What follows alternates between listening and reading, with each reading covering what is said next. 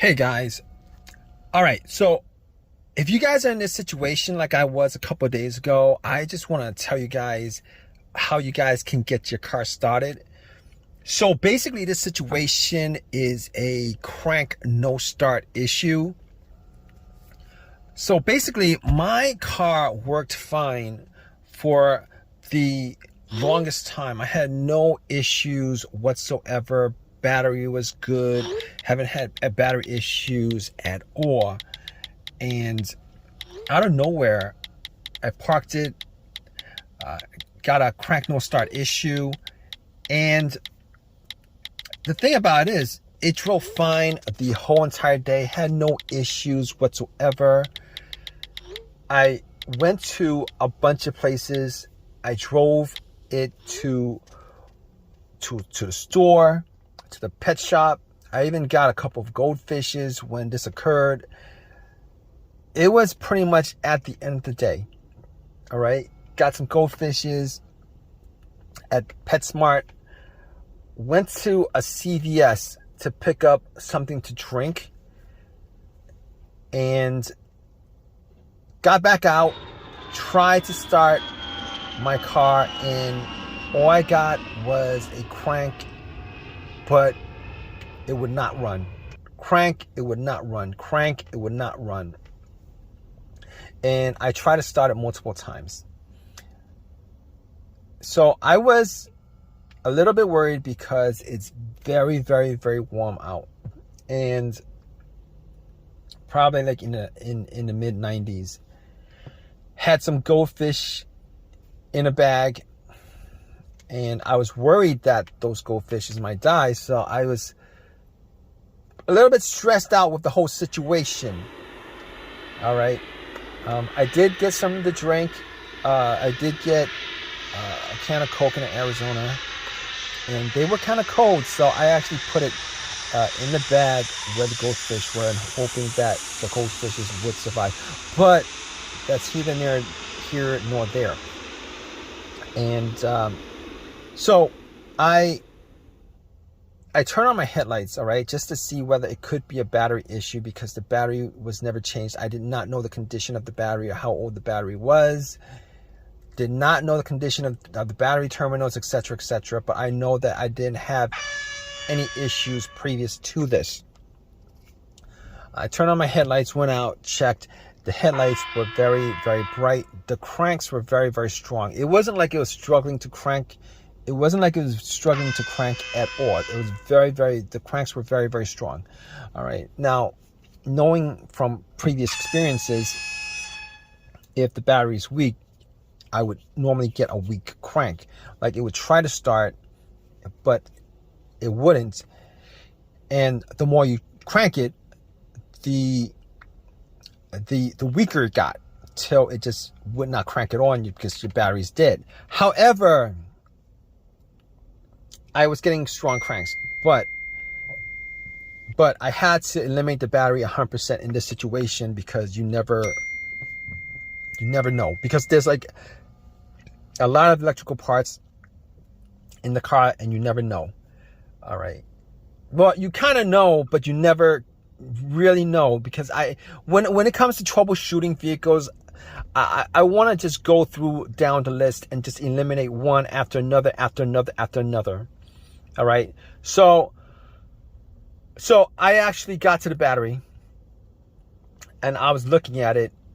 Now, I didn't know what shape the battery was in. It did look really old. The terminals were really dirty and the terminals were a little bit loose. So what I did was I took the terminals off. I got some paper towel. I took my Coke and poured it on the terminals, cleaned it up as best I could, and cleaned off a lot of the green, whitish stuff that was on there. Popped it back on, tried to start it, and did the same thing. Strong crank won't start. It didn't start. Strong crank didn't start.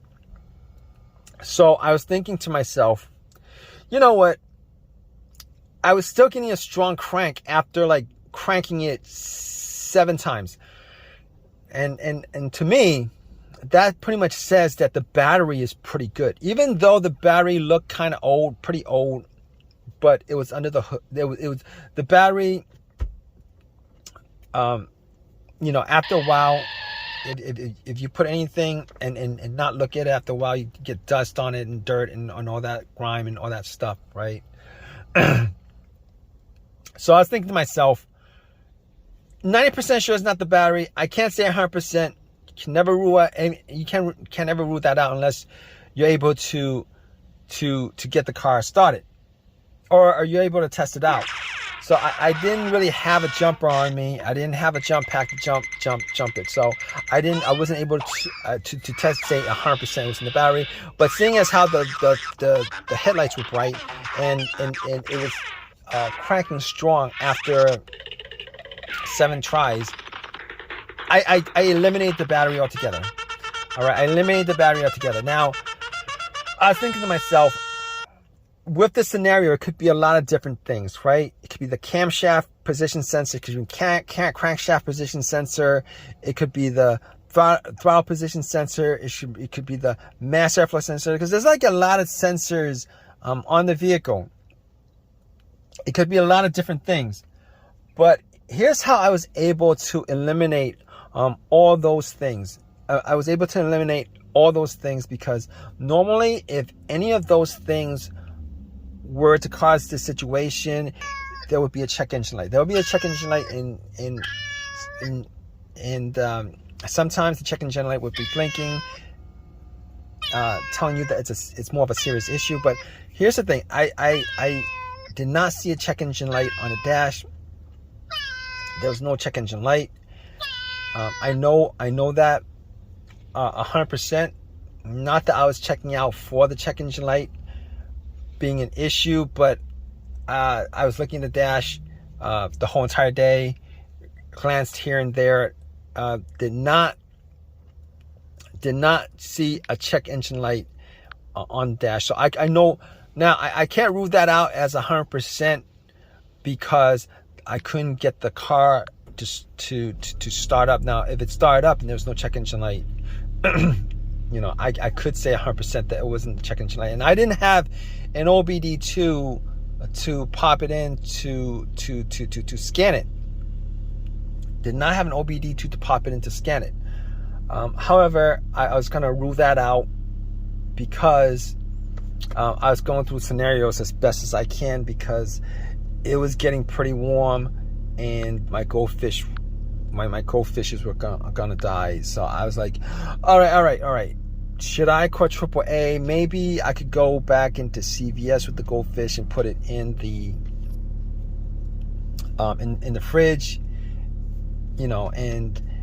But you know, I was like 20 minutes into that, and I had to get something. I had to get something. Well, I was hoping that it was an easy fix. Get something. All right, so I was like thinking to myself, what else could it be besides this? All right. So I checked out the fuses. All right. Checked out the fuses, made sure that, you know, I didn't smell anything that was burnt. I didn't see anything kind of burning on the top of the fuses. And I looked at the fuses and everything looked good. Now, I didn't have a fuse tester to test it out, but just from eyesight, everything looked good. Smell test didn't look like anything burnt out. I did actually check a couple. I think I checked a couple of specific fuses. I'm not, but none of them looked like they were bad. All right. So at that point, I was thinking to myself, it could be the relays. It could be maybe the fuel pump relay, the fuel pump itself, the car's ECU that's the problem. And I got back into my car, you know, and I thought to myself, well, could it be the fuel pump?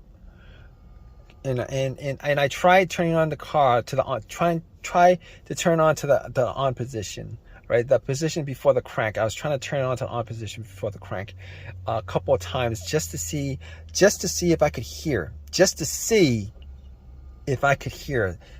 That really doesn't make any sense, but I tried to listen to the priming of the fuel pump. Now, the priming of the fuel pump will sound like a whizzing sound.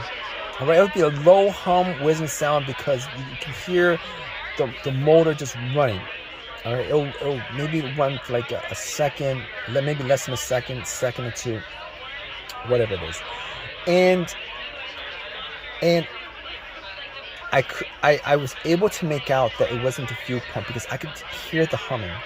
All right, maybe it was just me, but I could hear the humming. So I was like, you know what?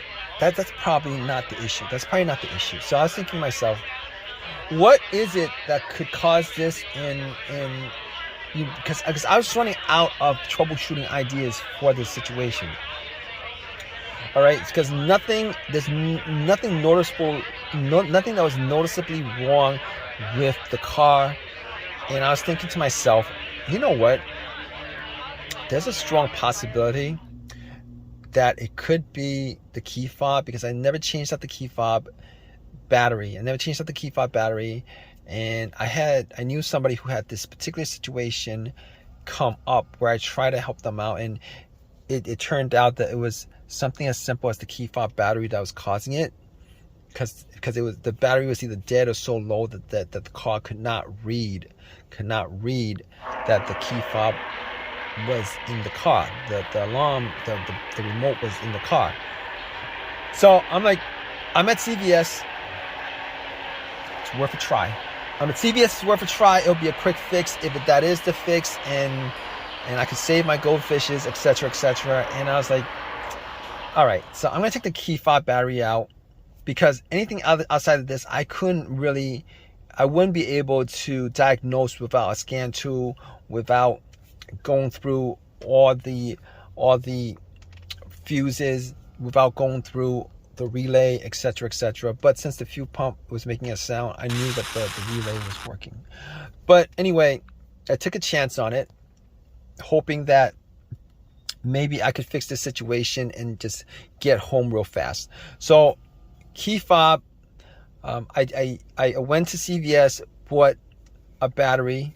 I took the key fob battery out because there's variations of the flat batteries, so I matched it up, put the battery in, ran back to my car and tried to start it. Crossed my fingers, hoping that it would start, so that the goldfishes would, I could save the lives of the goldfishes and get my car started without having to put in any more money outside of the $6 or $7 that I spent on the battery. And I turned it on.